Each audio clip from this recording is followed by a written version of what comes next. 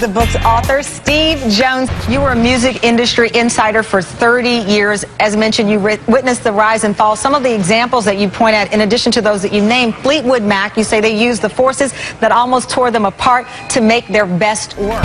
It takes talent and skill and creativity to not waver from your mission, album after album, year after year. It's incredible consistency right down to that font. You can write anything in that font, and it screams AC/DC. Harley-Davidson sells the badass experience.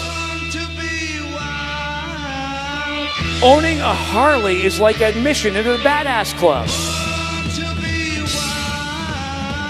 And the proof is in the demographics of the average Harley owner.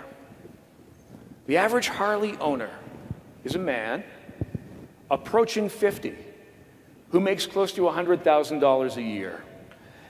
That is not the profile of an actual badass. And then reggae exploded. Eric Clapton recorded I Shot the Sheriff. Reggae was everywhere, and so was Bob Marley, becoming one of the most successful selling artists of the 70s, not because he compromised or because he recorded a disco song, no offense Rod Stewart, Kiss, and the Rolling Stones. He just did what was in his heart. And when reggae became popular, Bob Marley became incredibly popular with it, without ever compromising those core values. They changed their name, changed their look, and within 2 years, they were on their first world tour as Kiss.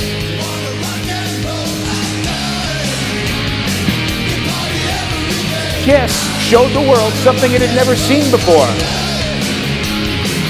Ridiculous comic book makeup, pyrotechnics that were huge, fire and blood spitting out of Gene Simmons' mouth. It was crazy. Kiss got there not by being better. It's impossible to get that much better that quickly, to go from obscurity to a world tour in 2 years. But you can get there by being dramatically different from everybody else. The only thing that matters is the perception your consumer has of you. That is what defines you. And if it doesn't match up to what you think you are, then you have some work ahead of you as a brand. Because rockstar brands understand what their consumers believe to be true about them, and they live up to that with everything they do. I love the Red Bull brand for the risk it takes. They're constantly taking risks. Remember a couple of years ago, they threw a guy out of a spaceship?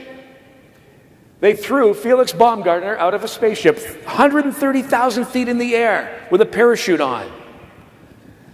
Somewhere, there's a guy in legal at Red Bull who went, okay, why not? What could possibly go wrong? It turned out okay. Red Bull got incredible amounts of publicity over it. But someone had to take a smart and calculated risk.